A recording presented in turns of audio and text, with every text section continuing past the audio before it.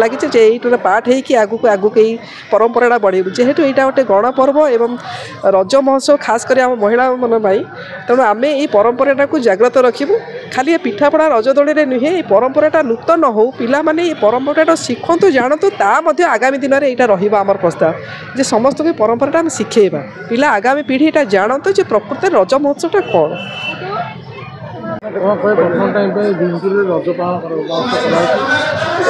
देखो ये बड़ जगह मिली रज महोत्सव करवा प्रथम रज महोत्सव एत जाकजकम करवा एत बड़ आयोजन करवा यहाँ गोटे सहज कथा नुहे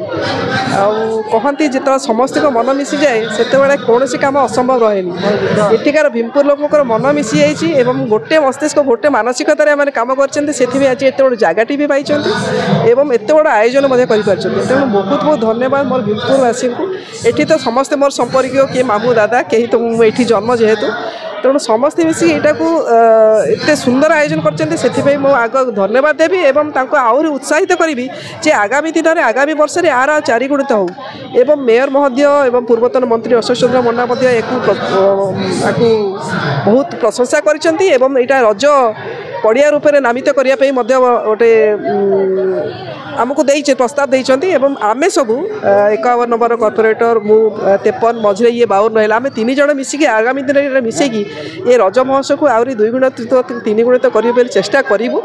यार गोटे पार्ट हो निश्चित कहीं मुझे यहाँ बहुत प्रशंसित लगी बहुत एनकरेजमेंट लगी ये पार्ट है आगू आगू कई परंपरा बढ़ेबू जेहेतु यहाँ गोटे गणपर्व एवं रज महोत्सव खास कर आम महिला मन तेणु आम ये परंपरा को जाग्रत रखू खाली पिठापड़ा रजदोली में नुहे ये परंपरा नूतन हो पिला माने ये परंपरा शिखतु जानतु आगामी दिन में यहाँ रम प्रस्ताव जे समस्त परंपरा आम शिखेबा पिला आगामी पीढ़ी यहाँ जानतु जे प्रकृत रज महोत्सवटा कौन।